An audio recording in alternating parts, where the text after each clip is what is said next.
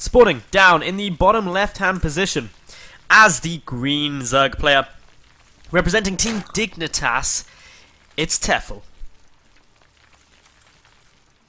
And his opponent up in the top right, we have got the Protoss player from Vega. It's Weak. Listen to that lovely pylon sound right there. It's sexy, and you know it. Anyway, PvZ going down on Derelict Watcher generally favours Zerg, because Zerg players have good times getting their thirds, Protoss players have bad times getting their thirds. That's a really rough rule though, because let's face it, every Protoss player in the world goes for a 2-base all-in, right? Definitely. So yeah, we're probably going to be seeing a bit of aggression coming out of Weak, most likely. Tefel though, I think it's fair to say, Tefel has quite an interesting and unorthodox style of Zerg, in that he drones really heavily and takes greedy builds early on, up to normally around the 40 drone mark, right? He then gets quite a few Zerglings. Generally speaking, it's around 16. He uses those to maintain map control, prevent proxy pylons, and get good scouting information. But that gives him a low drone count in the mid-game. However, he then drones heavily because of that map dominance to get into a very good late game spot while teching. So going up against Tefel isn't the standard Zerg player. Most Zergs happily sit back and go, do you know what? Drone as much as they can. But yeah, Weak, he's coming in, gonna get a good eye on here that, okay, it was a spawning pool first into a hatchery. Probably the second best opening against a gateway expand, but the safest when you don't know that your opponent is definitely doing that. Derelict Watcher, definitely the sort of map where you can go for a forward fast expansion or a Nexus first as a Protoss player if you're feeling a little bit greedy. Now, this is a best of 3, so game 1 typically will be a bit of a slower paced game where both players attempt to flesh out their opponents for the future matches to work out where they've got vulnerabilities or any stylistic play that they might be able to take advantage of, especially at this sort of level. Tefel, he's been showing great form. I cast him a couple of weeks ago, as I mentioned earlier, at the Insomnia 50 event in Telford in the UK, where he just steamrolled through that. He was playing absolutely phenomenally, so very impressive stuff. He's not someone I've cast too often, but he's definitely a solid player and should be able to give Tefel a run for his money. But Tefel does get the scout out, knows the timing of this of the natural base. God, not a third base at 4 minutes. What is he, a Zerg player? But yeah, it's all going good. Tefel, meanwhile, still getting a decent amount of gas in. Hasn't yet started speed. That's the key thing to keep an eye out for. Is he going to pull the drones once he's got Zergling speed on the way? I'd imagine probably. It's really quite likely. I'm trying to remember if he does do it. Yeah, he does. So yep, pulls those drones out, transfers them down to the natural base. He can start up Zergling speed once he had enough minerals for it, and then he's just going to drone a bit, and will probably, once speed's nearly finished, grab it on a couple of lings just to keep that map control. One side coming forward, we've got a second gateway on its way out, and this is where we get decisions. Are we going to see 2 gateways of tech or 3 gateways going into early on pressure? Well, really, only Weak knows that for the time being. He does have the Zealot moving forward and the Mothership core out, but no pylons as of yet. This Overlord may seem like a strange place to put it, but this is a really common position, either down around here or up on this high ground, to put a proxy pylon as a Protoss. So very smart positioning there. But what Tefel's actually going to be coming up against is going to be a Stargate. So how's he going to deal with that? What sort of tech is he going to be getting down?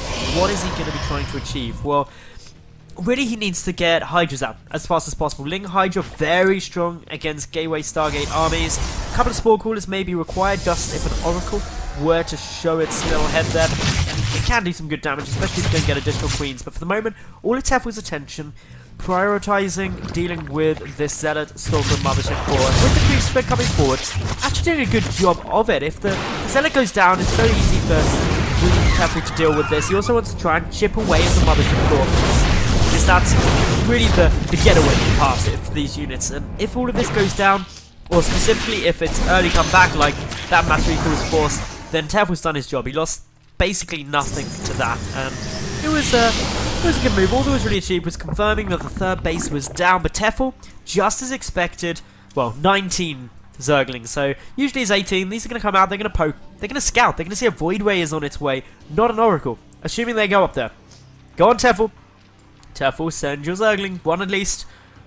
Okay, He's not yet. He's keeping these here in case another move out comes through and then he can counter-attack. But yeah, he may actually even see this with the Overlord. Is going to get a good spot of it.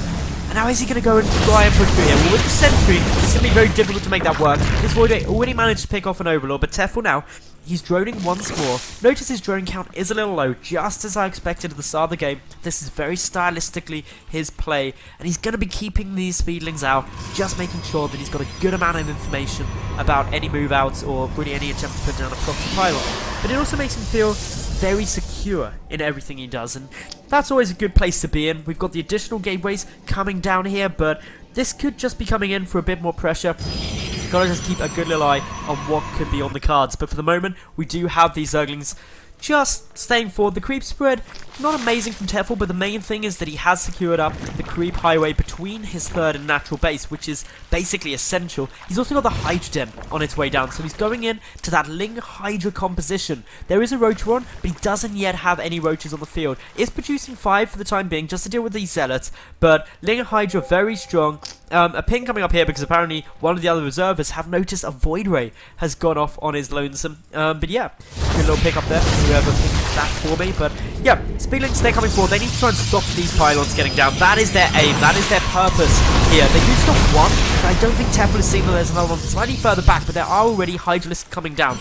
If this push hits, after the Hydras are on the field, it will be significantly easier for Tefel to hold it off. Weak has got a bit of a ticking clock. He doesn't want a critical mass of units to get assembled. There's only the single sentry too, so force fields will not play a big role in this. Meaning the good attack arc can be achieved by the Zerg player around here. So here we go. Is Weak going to go in for this? Longer he waits, the actual better it gets for Tefel because he gets more Hydralists out. A Time Warp being used, but look at that Concave on the way in. The Hydra dealing a lot of damage. There's no upgrades for them yet. The +1 Carapace is still 25 seconds away. The Void Ray is taking some damage, will get taken down. There's still a good number of gateway units there, but reinforcements trickling in for Tefel. Will it be enough? He's got 22 Speedlings on their way through. The Zealots have been taken out of the front, but 4 more on their way in to join this battle. They're essential to deal with this. The +1 Carapace for Tefel has now finished, and he's taking a tactical retreat to try and get more reinforcements through. More Speedlings coming. A very smart drone ball just to soak up some of this damage, so the Hydras can dish it out. The Stalker count starting to dwindle, starting to diminish, but with more Zealots coming in, these Speedlings do have their work cut out. Drones are being killed, but not as many as really Weak would have wanted. He's committing a lot to this push. He doesn't have a third base behind him, and the Hydras prioritizing those Zealots, and the Speedlings can do their work on the Stalkers. Tefel shuts down the push by the skin of his teeth and takes game number 1 of this best of 3.